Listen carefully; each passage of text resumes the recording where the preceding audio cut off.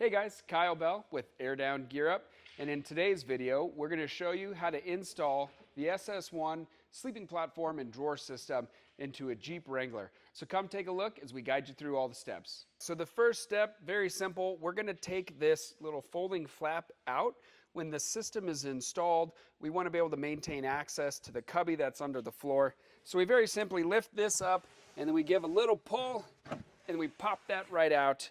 And we're going to set this aside. And now that that's out of the way, when we install the system, we'll be able to get some limited access into this cubby. Okay, so now that we've got that panel out of the way, we're going to start the process of attaching our anchor bars. And that starts by removing the factory D-rings in the 4 outer locations. So to do that, we're going to open this trim cover here. I've got this nice trim removal tool, but just pop that open. And then you're going to use a Torx bit. We're going to get down in here and we'll remove these, and we'll do that for all the D-rings. So with the D-rings out, you'll see we've just got this little metal spacer left over here. In your kit, you will have metal spacer and a screw. And what we're going to do is we're going to place this metal spacer right here on either side. And then the anchor bar, very simply, sits over top of that. These anchor bars need to be oriented the correct way. So we have an arrow, it says rear hatch this way. Point that at the hatch and you'll be in good shape. So we ship the anchor bars with this bracket attached so that it doesn't get lost in shipping. But that does inhibit our access to this mounting bolt. So I'm going to take that off and just set that aside for just a moment. Okay, so we're going to slip this washer onto the bolt. We'll put that in through the hole there, get everything aligned, and then we'll go ahead and tighten everything up. Okay, so now that we've got this all torqued in, we're going to reinstall our bracket. We'll just place that over the holes. And you want these just kind of loosely threaded in there. We'll tighten all that up in another step. So now we're going to repeat that process for the vehicle front anchor bar. Okay, so with the anchor bars installed, we're going to loosen these brackets. We ship them tight just so that all of the hardware stays in place during the transit.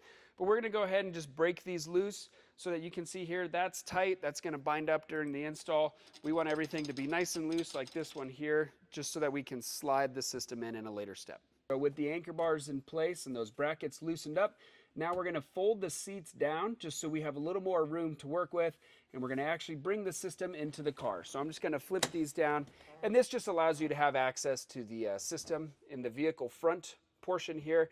Makes it easier to access all these brackets. For the next step, we're going to actually place the system in the vehicle. This is best done if you can recruit a friend or something like that to give you a hand. It's not terribly difficult. You can do it on your own, but a lot easier with somebody to help.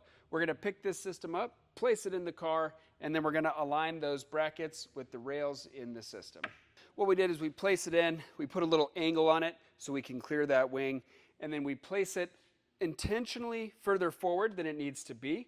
And now what we're going to do is we're going to pull it back into place to align the slots and the rails with the brackets, and be mindful that you don't scratch the beauty panel here. Okay, so with everything aligned, we're going to slide this far enough forward, realign those, set our final positioning, and then lock everything down.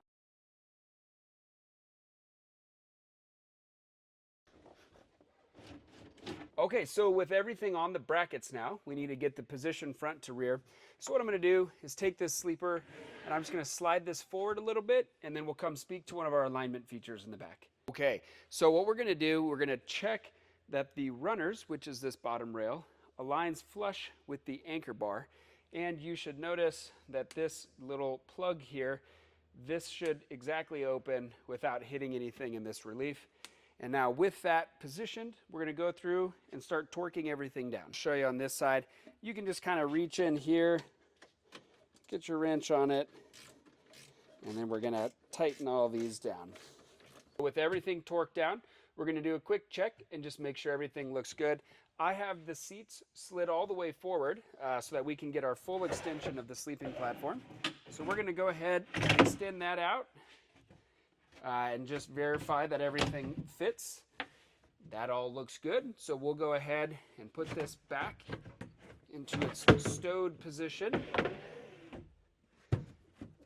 And then conversely, we're going to check and make sure that it clears the seats when they're up. And with that, everything looks good. We are now complete with the installation of our SS1 drawer and sleeping platform system in a Jeep Wrangler JL. So with that, come check us out and let us upgrade your adventure.